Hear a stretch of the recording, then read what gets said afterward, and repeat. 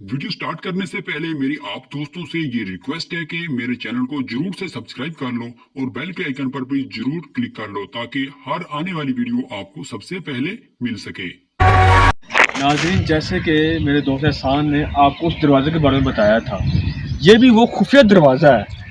खुफिया दरवाज़ा अब मेरा दोस्त एहसान आपको दिखाएगा बिल्कुल करीब से। ये वो खुफिया दरवाज़ा है जो उस वक्तों में तो ये खुला हुआ था, लेकिन आज की इंतज़ामिया ने इसको बंद कर दिया है।